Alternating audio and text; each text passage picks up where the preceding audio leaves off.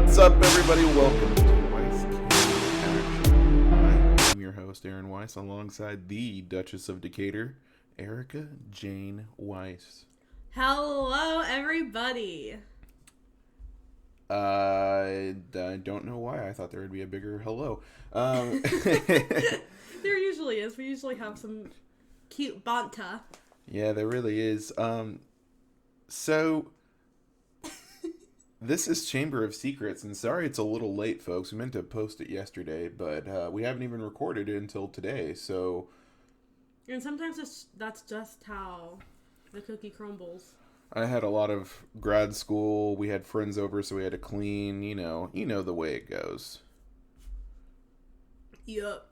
So, of course, everyone, this is Weiss Camera Action, the show where each and every week on your favorite podcast service, Erica and I review movies or series of movies. If you like that and you want to be a part of the show, go to patreon.com/weisscast, where $1 a month tier grants you the ability to be aired on the podcast with questions. Or you can just write into us to say, hey, I've never checked the email, because I don't think there's anything there. Also, the $1 tier gets Patreon supporters mentioned in the credits, as well as a shout out during the show. Big thanks to our Patreon producers, Chronoslinger and Pepe Danger. If you don't have a chance to toss change our way, that's no big deal. You can catch the show each and every week on podcast services around the globe. Housekeeping for you. This is the second episode of the semi-new format Harry Potter books and films. It's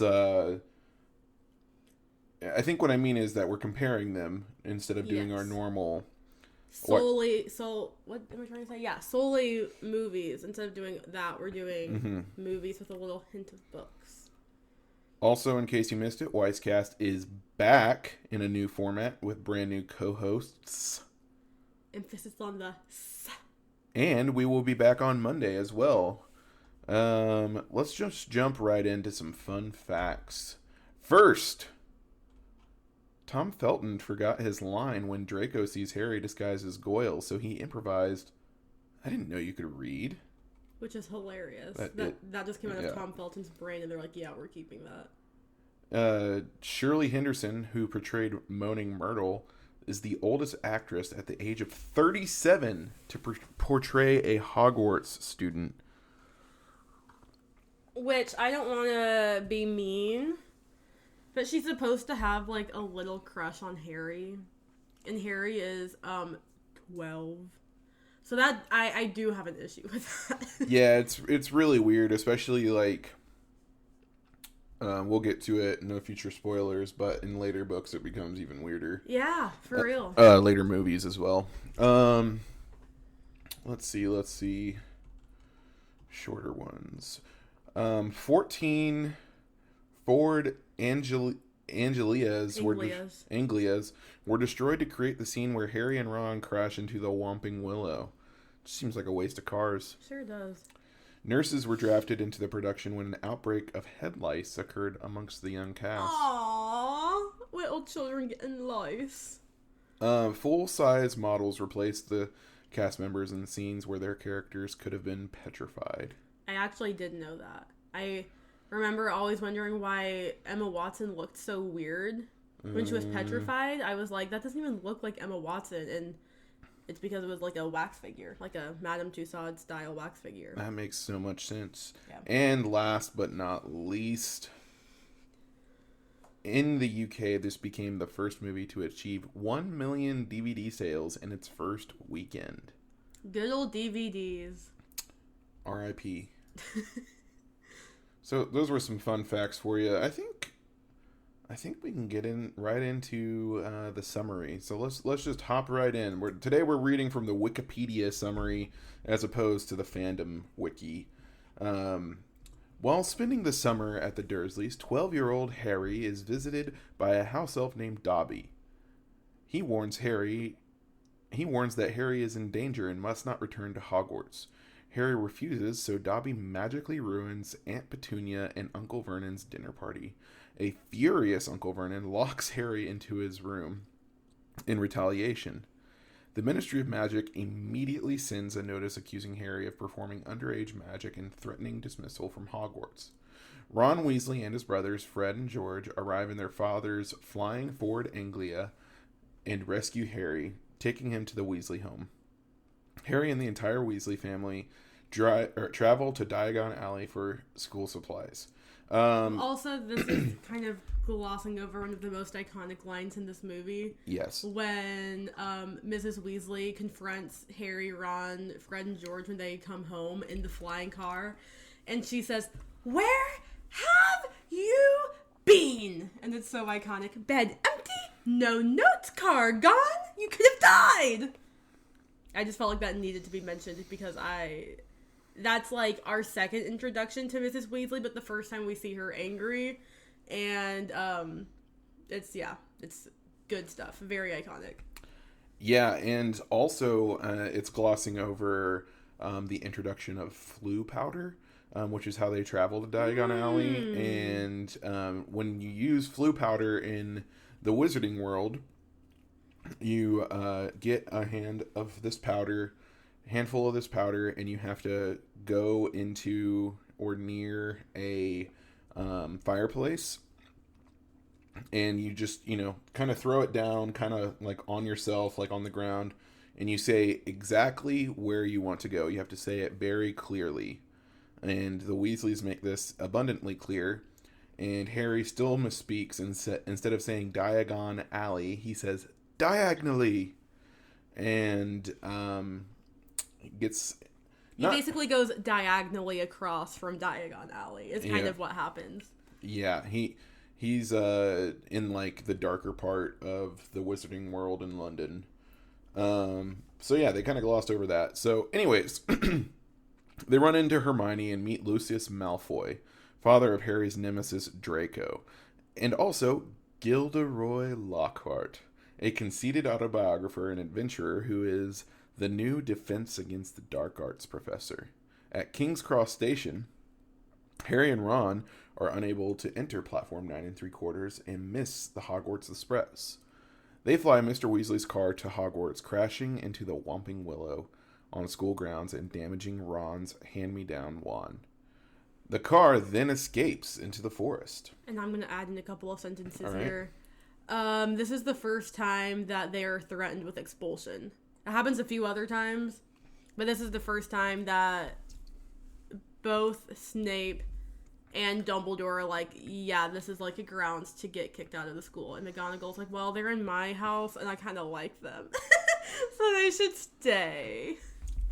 Anyways, we can continue on now. Yes. Because that's like really bad. Like skipping the train and flying a car to school is like bad. It is bad, but at the same time, it's not their fault. It's totally their fault. Well, not the skipping the train part. Oh, no, it's not their fault that they missed the train at all. But they didn't need to get in the flying car. They could have simply waited there until Mr. and Mrs. Weasley came back and been like, y'all will never guess. We can't get through. Anyways, Harry learns that some in the wizarding community disdain muggle-born wizards like Hermione, believing purebloods are superior. Harry is the only one who hears a strange voice emanating from the castle walls. Soon after, Mr. Filch's cat, Mrs. Norris, is found petrified, along with a bloody warning scrawled on the wall. The Chamber of Secrets has been opened. Enemies of the air, beware. It is believed that Salazar Slytherin, one of the school's founders, created a chamber after a dispute with the fellow founders on admitting muggle-born students. The chamber supposedly houses a monster that only the heir of Slytherin can control.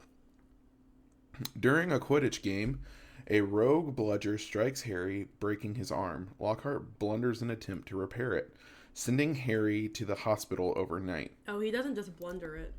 He literally erases Harry's bones in his arm. Yeah, and it looks crazy. I remember that being one of the first time that CGI in a movie actually, like, I had, like, a physical reaction to it. Like, it really freaked me out when I was little. It was definitely freaky for, like, a little kid. But, like, upon viewing it now, it doesn't even look like what an arm would look like without... Yeah, I mean, it just looks It looked like now. like rubber. In fact, it might not even be CGI. I don't know. It might just straight up be like a rubber arm. Exactly. But I remember being really freaked out by that as a kid. Yeah, because just the way that it like kind of flops. Mm-hmm. They bend it like where his like the middle of his forearm should be. They like bend it straight in half. Yeah. And I remember being like, ew! I hate it here! Sending Harry to the hospital overnight, Dobby visits Harry there and reveals that he jinxed the bludger and sealed the portal at King's Cross. He says that the Chamber of Secrets was once opened years before. After another attack, students attend a defensive dueling class during which Harry spontaneously exhibits a rare ability to speak Parselmouth, the language of snakes. Well, that's actually incorrect. What? He speaks parcel tongue. But he is a Parselmouth. Exactly, but the Wikipedia miswrote it. And I don't know if this is very clear here. He didn't know that he could speak parcel tongue until he did it. Like, he was just as shocked as everyone else. Well, he didn't know that it was weird. Oh, and he also didn't even know that he was doing it. Right. He thought he was saying in English to the snake, go away, or something like that. Mm-hmm.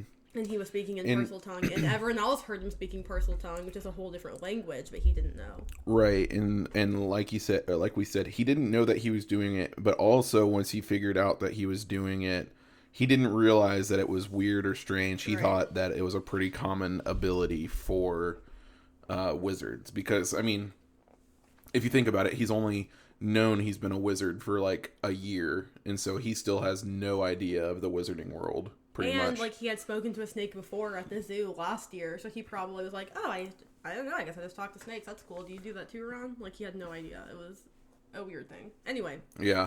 Thanks. I love parcel tongue. I do too. I said yes. It sounds crazy. It sounds... Yeah, they made it sound really good in the movies, because like you can't really imagine it that much in the books. It just like they kind of describe it as like hissy talking, right? And so that that could be like, I don't know.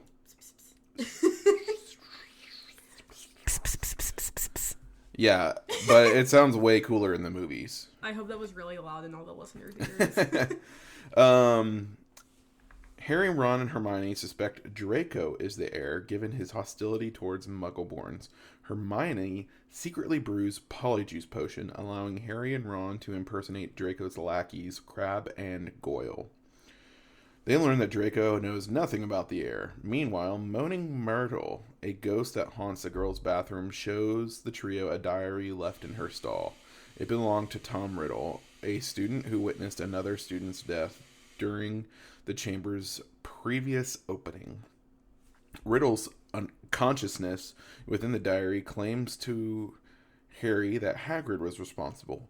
Hermione is petrified in the next attack. The school is put on lockdown and may close. Headmaster Albus Dumbledore is forced out and Hagrid is sent to Azkaban prison. Do we want to expound on any of that? Yeah, sure. Go on.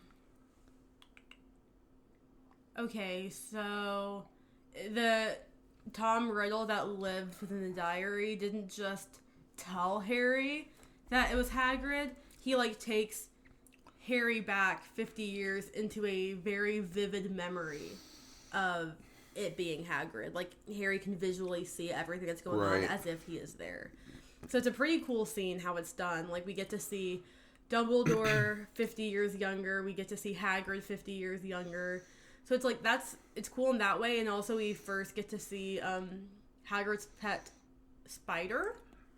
Freaky stuff. Yeah. Anyway, so it's presumed that Hagrid is the one who opened the Chamber of Secrets, and the monster that lived within it was his pet spider. Yeah. Also, this sequence in the movie and in the book kind of sets up similar sequences later in the series, but it just doesn't happen in the diary. It's oh yeah, it's another way to vividly become part of past memories. Mm-hmm. Which is pretty cool, because I mean, you got to imagine that similar magic is at play. Mm-hmm. Following instructions Hagrid left, Harry and Ron follow spiders into the Forbidden Forest, and they encounter a gigantic acromantula named Aragog, which denies its involvement and claims spiders fear the real monster. Aragog attempts to feed Harry and Ron to its progeny, but Mr. Weasley's car rescues them. It's the car! Harry! Harry and Ron discover that Hermione had deduced the monster is a basilisk, a gigantic snake whose direct gaze kills and petrifies victims when seen in a reflection. Harry concludes that the basilisk is the voice in the walls and that it's traveling through the plumbing. He also realizes Moaning Myrtle was a student that was killed. Ginny Weasley is abducted and taken into the chamber. Harry and Ron discover the entrance in Myrtle's bathroom and force Lockhart to enter with them.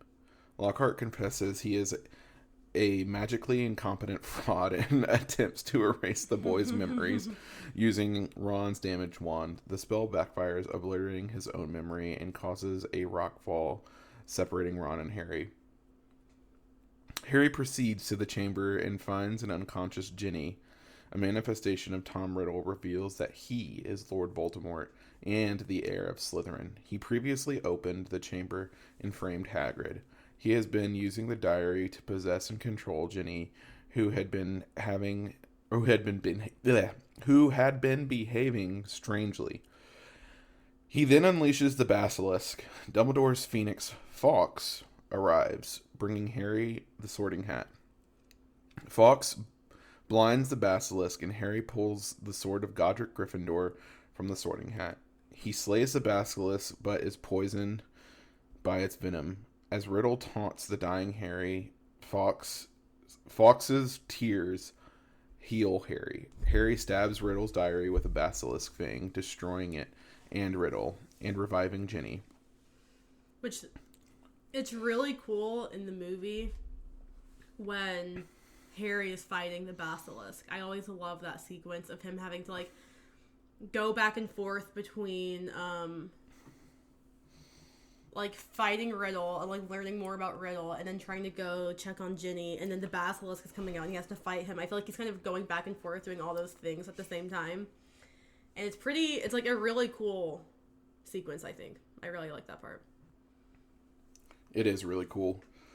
Harry, Ron, and Ginny, and Lockhart return to the castle. And Lockhart doesn't know what's going on. He doesn't. He's like, this is cool. Is this, like, magic?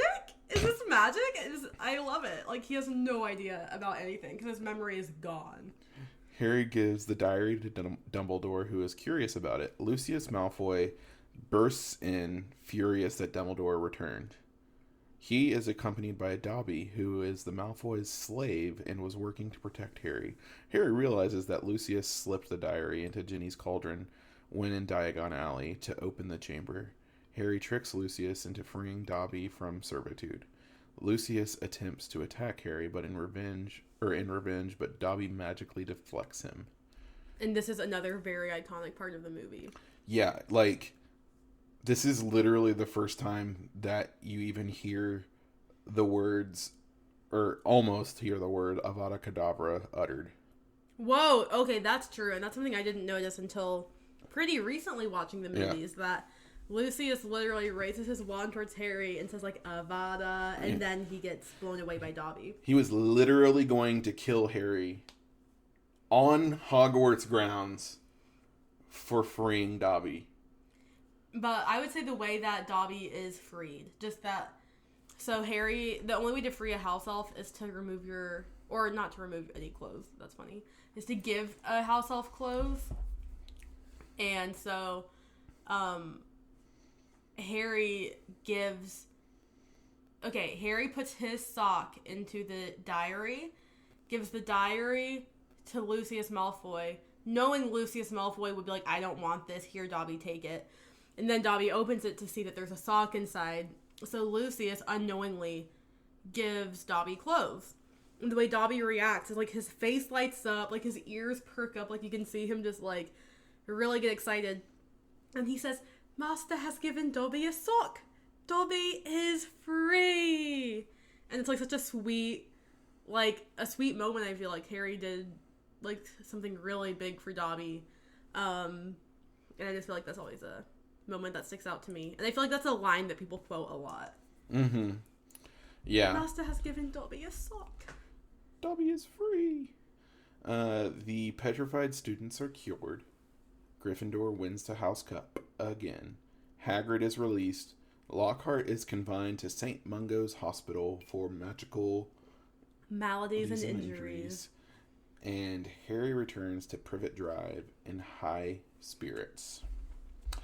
So, Erica. Yes. Let's analyze this movie a little bit. Like, what do you think about Chamber of Secrets? I just think that all of the Harry Potter movies are so strong that sometimes this one gets kind of lost in the shuffle. I don't hear a lot of people. In fact, I don't know if I know anyone who says that Chamber of Secrets is their favorite movie. Mm-hmm. Do you know what I mean? Although, I think it is, like, the perfect sequel. Yes.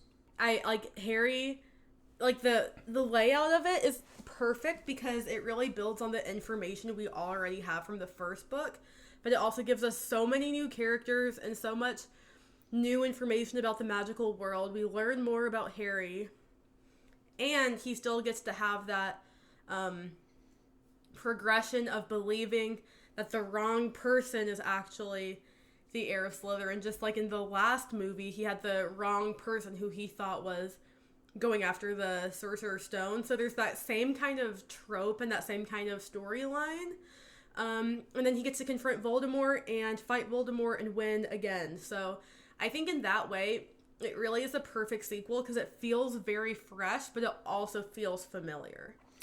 Yes, and I really enjoy this as a sequel because it really builds on the groundwork that J.K. Rowling laid out in Sorcerer's Stone, and it continues the story in a really smart way, but also it doesn't like build out the world too much. Like a lot of times sequels can feel like they need to build out the world like tenfold, and I think this builds out the world just enough. Mm-hmm. And it shows like it's like another different look at Voldemort, mm-hmm. who is obviously going to be like the big bad for the whole series now, like at this point.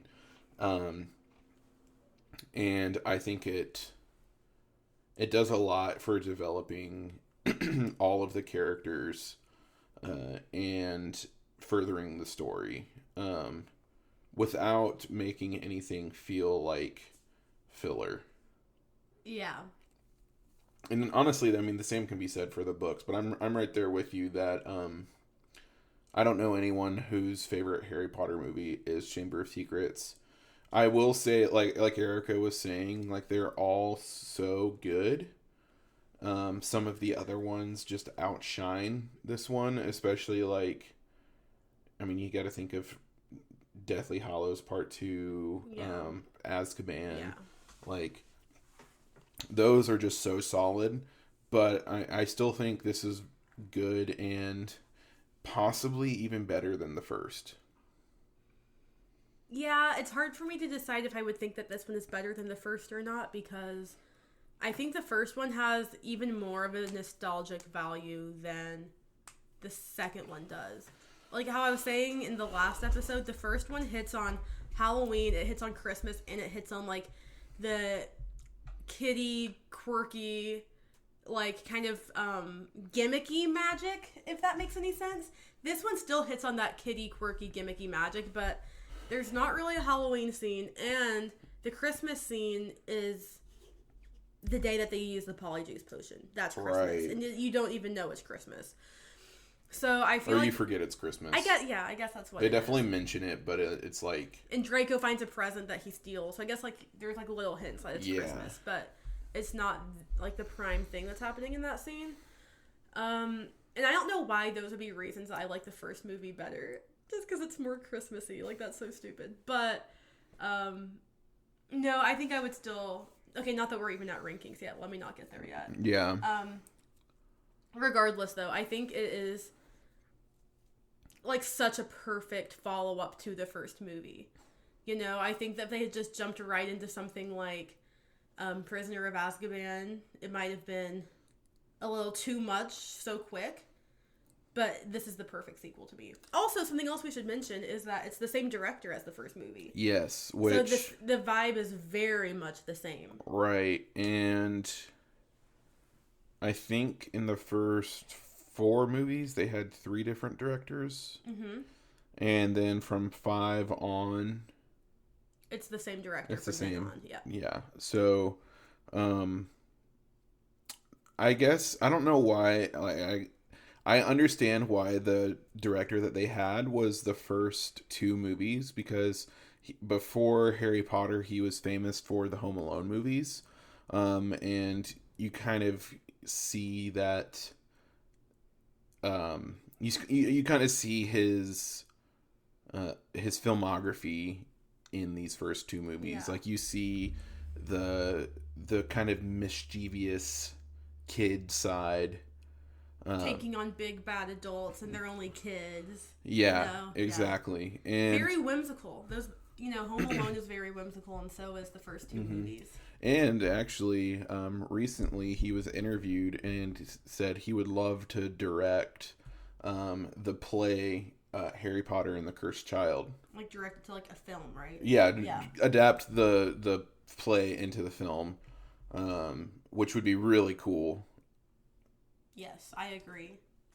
I mean, not to get too far off topic, but I've avoided reading that because I've heard, it's essentially a screenplay, right? Yes, it's 100% a screenplay. I've heard that reading it doesn't necessarily do it justice, and a lot of people that have seen the stage play have said it's really good. I think everyone I know who has seen it says it's the best play they've ever seen. Wow. Yeah.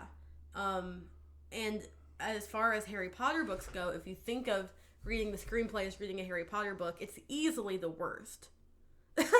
But it's because so much of the play is supposed to be visual. Like, they take Polyjuice Potion in the play. Apparently, you see on stage people drinking Polyjuice Potion, and they, do a 360 spin, and when they are facing the stage at one point they're one character, and when they turn around they're a different character, and it literally feels like you're watching magic happen on stage. And I want to see it so bad. But I have never seen it, so I would love to see a movie production of it. I would love to see the stage production as well, but I think honestly it'd be quicker for us to wait for a movie. Yeah, no, that's very true. I think we would probably have to go to England. Yeah. No, maybe that's not true. They probably do it in New York. Right. They must. Regardless, it's not very accessible. They don't do national tours of it like they do other plays and musicals. Right. But anyways, we'll get to that when we get to that. Yeah. Let's talk about the book versus the movie. What is left out of the movie, or... This, once again, is a very faithful adaptation. It is. Not very much, I think, was cut. You know what is cut? Is Nearly Headless Nick's Death Day party. Yes. And that is really the Halloween... Oh my gosh, that is Halloween! You're right, yeah. That is Halloween, and... just because they leave it out of I will say that leaving it out of the movie does feel weird, because the first one, it didn't necessarily have an emphasis on holidays, but it did always bring them up. Mm-hmm. And so I think it was a strange choice to maybe they just didn't want to do a death day. The movie's rated PG. Yeah, it's definitely marketed more towards kids. Could be a little. But so are the books. Right. Also, I would say that's one of the scenes where if you take it out, it does not affect the plot at all. Right. Right? It's just Nearly Headless Nick and his ghost friends, and they're really cool ghosts, and he wants to be part of their club, and they won't let him in, but they come to his party anyway, and, anyways, so... That's an understandable scene to take out, I guess. Yes, and like you said, it doesn't really further the plot or anything. It's just kind of a silly situation that Harry's in. Yeah. Um, and Do you know what it does, though? It establishes his friendship with Nearly Headless Nick for the books to come. Because Nearly Headless Nick doesn't really hang out in the rest of the movies, but Harry and him do talk a lot in the rest of the books, so that kind of is a starting point of their friendship, I think. Well, it also gives him a reason to have, like, a better reason, I think, to have found the next petrified body, or the first petrified body. I don't know if it's Mrs. Norris or Colin Creedy. Oh, does he find those bodies after the Death Day party in the book? Yeah, because remember, right. Snape is wondering where he was at the Halloween feast. Yes, you are absolutely right. And I don't remember what the reasoning is for him in the movie, but I think he was serving detention with Lockhart. Yeah, which is a great scene also. That is a great scene. Celebrity is as celebrity does. Remember that. Fame is a fickle friend, Harry. But all of that being said, not much was cut from the book in the movie adaptation. It's probably 95% there. Yeah, it's a very, very faithful adaptation. And I think once again, Rowling herself helped write the script, so like it feels very authentic. The characters feel particularly written for film. Like that's like the best thing about these movie adaptations to me is like they don't feel necessarily like book characters translated to film. They feel like film characters. Does that make sense? Yes, it does. I just have another thing that's a little different. Mm-hmm. Is how Ginny is after Harry saves her from the Chamber of Secrets. In the movie, she just kind of wakes up and she's like, "Yo, Harry, you'll never believe it. Like, it was me all along." It was me, Harry. And then in the book, she wakes up and she immediately bursts into tears and she's like, "I'm getting expelled. Like, my life is so hard. I can't believe that just happened." And then they fly her back up the chamber or whatever, and they go to Dumbledore's office. And Mr. and Mrs. Weasley are already in Dumbledore's office crying because Ginny is presumed dead. Mm-hmm. Do you remember that? And, like, they have this whole reunion, and it's, like, a really happy thing. Also, leading into the end-of-year feast, which happened, I think, in the middle of the night. Like, a big celebration that they or they closed the chamber or whatever. Is that, like, both Harry and Ron earn, like, 200 points apiece for Gryffindor or something, and they have, like, even though Ron does nothing, and they have, I know, and they have, like, a miraculous win for Gryffindor 2 years in a row, and Ginny gets to go, and she's not expelled, and Dumbledore is very understanding, and that's kind of, like, a cool scene, I guess, that isn't in the movie. One more thing to analyze, and this has to do with both the book and the movie. They really didn't give Ron or Hermione to do... I mean, granted, Hermione had a good reason. She was petrified. But they didn't give either of them anything to do, like, in the climax of the movie. Like, Ron literally sidelined because he's blocked off by a wall of rock. Whereas in the first movie, he's helping Harry and Hermione solve the chess game. And, like, this heroic moment. Yeah, like, Ron's really sidelined in this, and I think, I mean, I don't necessarily understand why that was the direction.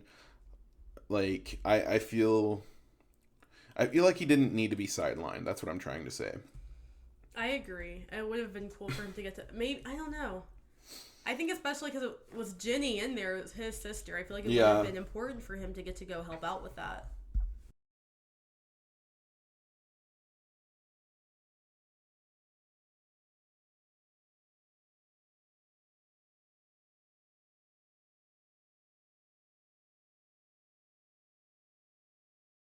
But yeah, I think, I don't know how they would have changed it, but I think that would have been smart. Let's get into some doop boop ba doop. Kadoo badoo. Boop boop boop. Kadoo badoo. Doop boop ba doop ba doop ba doop boop boop boop. What's up, everyone? Welcome to Kudu Badu, the podcast within a podcast where cool dudes talk bad dudes. I'm your host, Erica Weiss. I'm one of the cool dudes. The other cool dude is, of course, Aaron. This week, we are looking at villains from Harry Potter and the Chamber of Secrets. And I have a big question about this. Yes. Can Lockhart be considered a villain? I just want him to be because I think he's the most lovable villain of all. But I don't think he really is. Well, he kind of is, because, I mean, he threatens Harry and Ron, like, in the chamber. Yeah. So I would very much say that Lockhart is the combination of Lockhart and Voldemort. And Malfoy again. And Malfoy again, better than Snape, Quirrell, Voldemort, and Malfoy.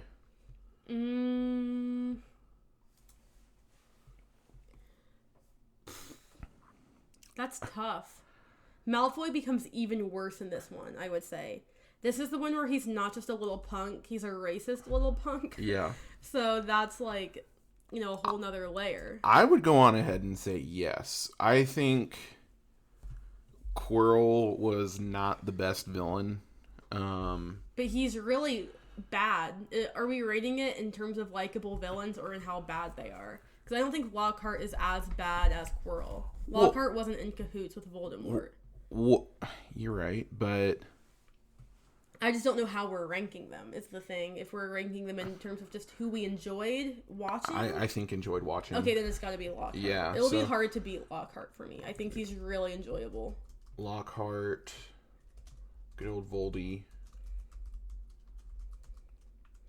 and Malfoy. Yep. And, I mean, also, at some point, like, then no future spoilers, but there is a book/movie where there really isn't that much of a bad guy. Aaron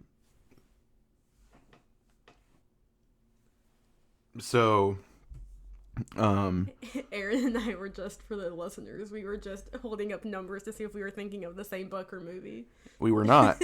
But both were accurate. Yeah. So, that puts the rankings now at number 1, Lockhart/Voldemort/Malfoy. Number 2, Snape/Quirrell/Voldemort/Malfoy. And at that, let's get into Kudu Dada. What's up, everyone? Welcome to Kudu Dada, the podcast within a podcast where cool dudes talk defense against the dark arts teachers. I'm your host, Aaron Weiss, and I'm joined by fellow cool dude, Erica, as usual. Let's take a look at this week's defense against the dark arts teacher. Gilderoy Lockhart. So, hardly any of you remember that my favorite color is lilac. He's a doll. Lockhart is for sure way more iconic than Quirrell. Oh, yeah. Is he a better teacher? Well, we don't really know because we never saw Quirrell actually teach. But I am willing to put him over Quirrell just because he's just very iconic and endlessly quotable. And the little music that plays when he walks in. Do, do, do, do, do, do, do. Do, do, do, do, do, do. I love his theme music. I think that... And he's always beaming. He is. And in his classroom, he has a painting of himself painting himself. Because he's that conceited. It's hilarious. That's so iconic. Yeah, I think in terms of who is the best teacher, who knows? In terms of who do I love more, it's Lockhart. Yeah, that's gotta be it, right? Like, we gotta give it to him. That brings us into this week's rankings.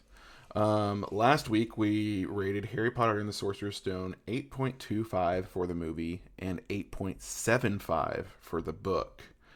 Erica, where do you think you're at this week with the Chamber of Secrets?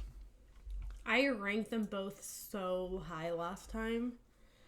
And this time, they will still be high rankings, but just not quite as much. So Chamber of Secrets, the book. Or should we start with the movie? We'll start with the movie. Okay.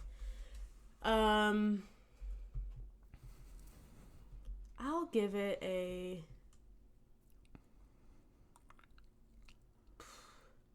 I'll give it a 7. Okay. Yeah, I'll give it a 7. That's, very much loved, but it's just not for me as iconic as the first one. That's very interesting. I was going to give it an 8. Okay. So that brings it to a 7.5. Yeah.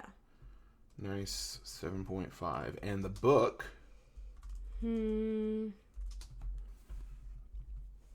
I'll give the book an 8. I was also going to give it an 8. Great.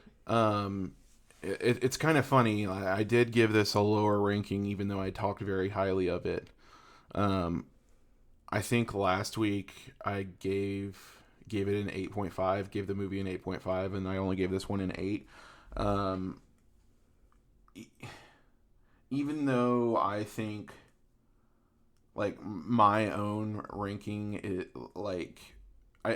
my own ranking doesn't say that it's better, but my heart says that the movie's better. I think objectively speaking, most people prefer the first movie. Like that, I feel like that's just like a known quantity. Is like more people prefer Sorcerer's Stone. Yeah. Like I know a lot of people whose least favorite book and movie is Chamber of Secrets, and I don't know anyone whose least favorite is Sorcerer's Stone. Yeah, usually most people will have Sorcerer's Stone somewhere in the middle. Yeah. Not necessarily at top, but definitely not in the bottom. Right. But yeah, I think I had to take a little bit of that into consideration, even though I do like to rank with sometimes with my own prejudice. Which is fine. Yeah, which it's is your fine. ranking. Join us next week when we rank and review Harry Potter and the Prisoner of Azkaban. I will be obnoxious in that episode.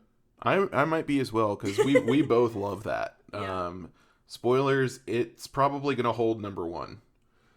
At least for the movie. Yeah, at least for the movie. Maybe not for the book, but for the movie, it probably will hold number 1. Yeah. Oh, that reminds me. This week, the rankings are number 1, Harry Potter and the Sorcerer's Stone. Number 2, Harry Potter and the Chamber of Secrets. That's true for both the movie and the book. It might change soon.